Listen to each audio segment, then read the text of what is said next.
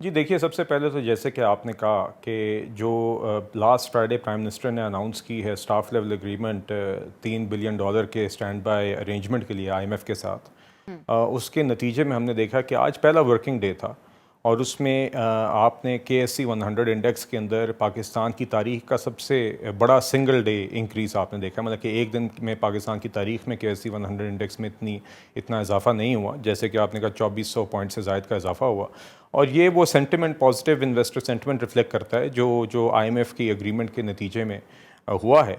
دیکھیے، جہاں تک بات ہے آئی ایم ایف کے اگریمنٹ کو سیلیبریٹ کرنے کی، جو آپ نے کہا، دیکھیے اس حوالے سے وزیر اعظم صاحب نے جب لاسٹ فرائیڈے پریس کانفرنس کی تو ایک تو انہوں نے بہت تفصیلی اور بہت ہی کینڈیڈ پریس کانفرنس کی تھی، اور آئی ایم شیور آپ نے بھی دیکھی ہوگی، اور اس میں انہوں نے یہ چیز بڑی واضح کی تھی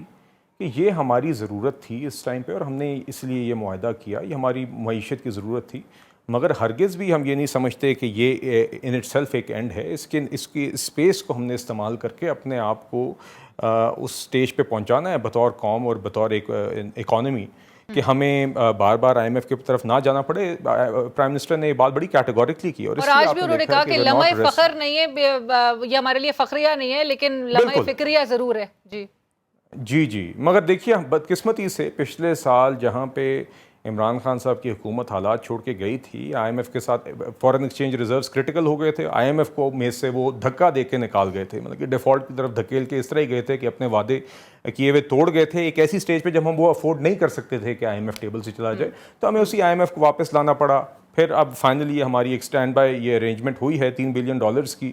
تو اس سے ہمیں، اور یہ 9 منتھ کی ارینجمنٹ ہے، اس سے یقیناً ہمیں ایک بریدنگ سپیس ملے گی، اور اس کے اندر جو اہم بات ہے وہ یہ ہے کہ آئی ایم ایف کی ایک تو ہم ایکسپیکٹ کر رہے ہیں کہ 12 جولائی کو آئی ایم ایف کی بورڈ میٹنگ ہوگی جس میں اس کا فائنل اپروول ہوگا اور پہلا ٹرانچ ریلیز ہوگا،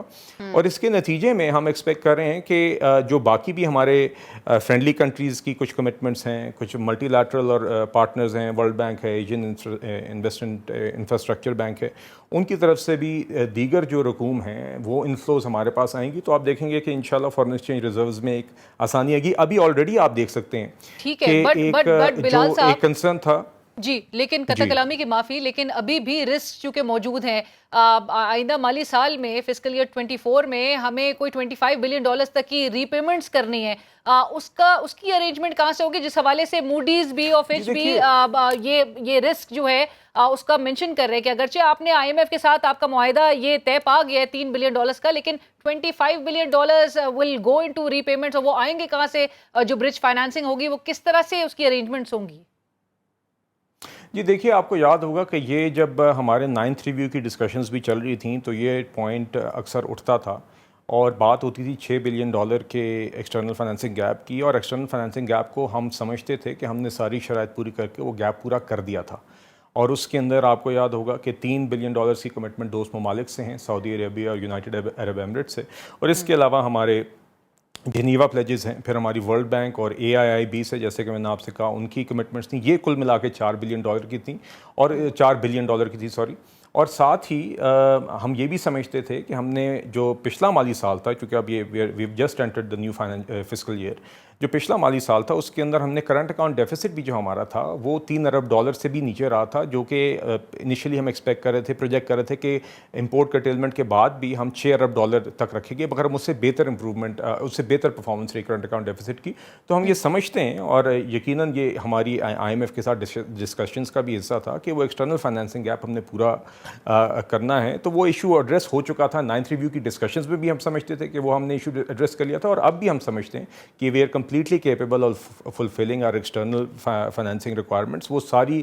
کمٹمنٹس اور جو اس کے لیے رقوم ریکوائرڈ ہیں وہ دیٹ از اکاؤنٹڈ فار ہماری آئی ایم ایف کے ساتھ ڈسکشنز میں بھی، اور اب آپ دیکھیں گی کہ آئی ایم ایف کے پروگرام کے ہونے کے نتیجے میں it will become even easier for us to get more inflows, مگر ساتھ ہی ساتھ دیکھیے بنیادی طور پہ آپ نے دیکھا کہ پرائم منسٹر نے اسپیشل انویسٹمنٹ فیسیلیٹیشن کاؤنسل ایک ریسنٹلی اناؤنس ہوا ہے، ساتھ ہی ساتھ بجٹ کے اندر خاص طور پہ اپنی ایکسپورٹ بیس کو وائڈن کرنے کے لیے، ایکسپورٹس کو بڑھانے کے لیے اسپیشل میجرز لیے گئے، خاص طور پہ IT سیکٹر کے لیے لیے گئے، پھر 5 سیکٹر اسپیشلی پرائم منسٹر نے آئیڈینٹیفائی کیے ہیں for foreign investment, for export growth, I T ہے, مائنز اینڈ منرلز ہے, ایگریکلچر ہے. تو دیکھیے دیر از اے پش کہ ہم on top of these inflows, یہ تو ہمیں ایک بریدنگ اسپیس ملے گی جس کے نتیجے میں انفلوز آئیں گی, بٹ ہم آئندہ اپنی sustainable foreign exchange earning capacity بڑھائیں گے بھی. جی بالکل ٹھیک ہے, بٹ بلال صاحب اگرچہ کہ یہ $3 بلین سے اور آئی ایم ایف سے آپ نے کہا کہ جی آگے بھی ہمارے لیے کمفرٹیبل ہمارے لیے پوزیشن کریٹ کر سکے گا آئی ایم ایف کی یہ معاہدہ ہونا, لیکن آپ کیا سمجھتے ہیں کس حد تک خدشات موجود ہیں؟ اور یہ چونکہ اگر ڈیفالٹ کا خطرہ جو ہے وہ ٹل چکا ہے اس ڈیولپمنٹ سے, لیکن آلریڈی پاکستان مسلم لیگ نواز بالخصوص کافی اپنا پولیٹیکل کیپٹل لگا چکی ہے, اور جو اس کے نتیجے میں چونکہ ہم نے شرائط بھی آئی ایم ایف کی تسلیم کی اور انہی کی ٹائمنگ پر ہم یہ اگریمنٹ ہوتے ہوئے دیکھ بھی رہے ہیں, سو اس کے نتیجے میں جو بجلی اور گیس کی قیمتیں بڑھنے جا رہی ہیں because we've raised taxes, we've raised interest rates, جو ہم نے ہماری اکانومی نے جو پریشرز لینے تھے وہ لیے ہیں ان کی کنڈیشنز کو ماننے کے لیے. تو آپ کو کیا لگتا ہے کہ کتنا پولیٹیکل کیپٹل آپ مزید کھونے جا رہے ہیں, خرچ ہوگا اس کے نتیجے میں؟ یہ دیکھیے ماضی کے بارے میں تو میں آپ سے یہ کہوں گا کہ یقیناً ہم نے حکومت لیتے ہی اور حکومت لیتے ہوئے بھی ہمیں پتہ تھا کہ ہمیں مشکل فیصلے لینے پڑیں گے, مگر ابھی بھی آپ انتخابات کی طرف تو جا رہے ہیں نا, تو انتخابات میں آپ کیا لے کے جی نہیں عوام کے پاس ہم یہ لے کے, عوام یہ بات سمجھتی ہے کہ کون وہ شخص تھا جس نے 4 سال اس معیشت کو تباہ کیا اور جاتے جاتے آگ لگائی, اور کون وہ حکومت تھی جس نے پچھلے 1.25 سال کے اندر آ کے وہ آگ بجھائی اور ملک میں سیاسی اور معاشی استحکام لانے کی کوشش بھی کی اور کامیاب کوشش کی. لیکن سر عوام تو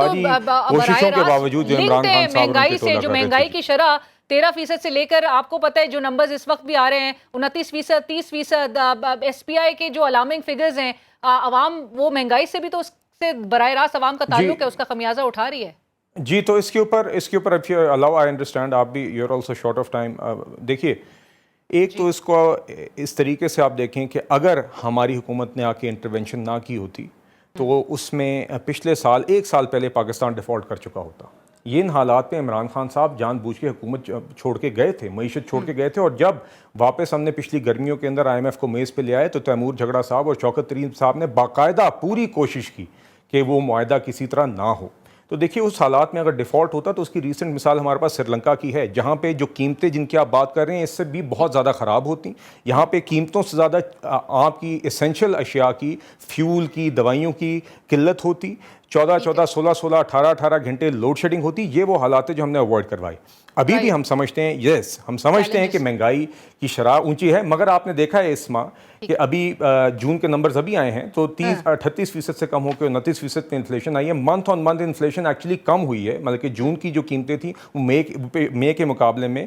کم ہوئی ہیں. تو ہم آگے بھی انشاءاللہ دیکھ رہے ہیں کہ آہستہ آہستہ یہ انفلیشن کا ٹرینڈ کم ہوگا, مہنگائی پہ بھی قابو پائیں گے اور واپس حکومتی اتحاد یہ کلیم کرتا ہے کہ اگلے الیکشن کے نتیجے میں سیٹ اپ جو ہے وہ کچھ اسی طرح کا ایک کولیشن حکومت بنے گی, اور آپ لوگ ایسا نہیں ہوگا کہ بارودی سرنگیں جو کہا جاتا تھا دوسرے کے لیے لگا کے جا رہے, وہ آپ لوگ نے ہی فیس کرنا ہوگا. جو اس وقت جو پالیسیز تشکیل دی جا رہی ہے, جو لی جا رہے ہیں ڈیسیشنز, اس کا فال آؤٹ جو ہے وہ دیکھنے کے لیے آپ لوگ ہی نظر آئیں گے الیکشنز کے ذرائع میں, جو آپ لوگ کلیم کرتے ہیں. پر لاسٹ میں بریفلی مجھے بتا دیجیے گا, دبئی میٹنگز کے بڑے چرچے ہو رہے ہیں, میاں نواز شریف صاحب کی زرداری صاحب سے ملاقات, میٹنگز ہوئی ہیں, معاشی روڈ میپ کہا جا رہا ہے دبئی میں نون لیگ اور میاں نواز شریف صاحب جو ہیں وہ باقاعدہ طور پہ طے کر رہے ہیں. تو یہ بات صحیح ہے؟ جی دیکھیے نواز شریف صاحب بھی اور مریم نواز صاحبہ بھی اور ان کے دیگر فیملی کے ممبران دبئی میں ایک نجی دورے پہ گئے ہوئے ہیں. جی آپ نے دیکھا کہ اس دورے کے درمیان انہوں نے ہماری جو یو اے ای کی ہماری جماعت کی تنظیم ہے اس سے بھی وہاں پہ ملاقات کی ہے. مجھے کچھ علم نہیں ہے اس ملاقات کا جس کا آپ نے ذکر کیا. اور دیکھیے جہاں تک بات ہے یہ سرنگوں کی, تو دیکھیے بالکل شہباز شریف صاحب نے آپ نے دیکھا اور ہماری حکومت نے ایک ایسا بجٹ پیش کیا جو ہم سمجھتے ہیں اس وقت قوم کی ضرورت ہے. ہم نے الیکشن سائیکل کو دیکھ کے نہیں کہ ہم سمجھتے ہیں ہماری موجودہ چادر کو دیکھ کے اور ملک کی معاشی حالات دیکھ کے, ضروریات کو دیکھ کے یہی بہتر بجٹ تھا. اور ابھی بھی وزیر اعظم صاحب کی, ہماری حکومت کی, ہماری جماعت کا سارا فوکس یہی ہے کہ جو اس گورنمنٹ کی ریمیننگ ٹرم ہے اس کے اندر ہم یہی مومنٹم اکنامک امپرومنٹ کا جاری رکھیں اور ملک میں جو گروتھ لانے کے جو میجرز ہیں سسٹینیبل گروتھ کے اس کے اوپر فوکس کریں. اور ہم سمجھتے ہیں کہ عوام یہ بات سمجھتی ہے اور یہی چیز الیکشنز میں ریفلیکٹ ہوگی انشاءاللہ، اور ریفلیکٹ کرتی ہوئی انشاءاللہ دکھائی PMLN دے گی. کامیاب تھینک یو ہوگی. سو مچ بلال صاحب، بہت شکریہ ہمیں جوائن کرنے کے لیے. Azhar Kiani Sahab, coordinator prime minister on economy and energy, اس وقت ہم سے بات کر رہے تھے. اور جو عوام ریلیف کے منتظر ہیں، جس حوالے سے ڈیسیشنز لیے جا رہے ہیں، وہ کہتے ہیں کہ جی یہ الیکشنز میں کے رزلٹس میں یہ چیز ریفلیکٹ بھی کرے گی، کیونکہ عوام بہت بخوبی ان کو اندازہ ہے کہ کون معیشت کی بگاڑ کا رسپانسبل ہے اور کون معیشت کو استحکام کی طرف لے کے جا رہا ہے. ایک بریک کے بعد حاضر ہوتے ہیں.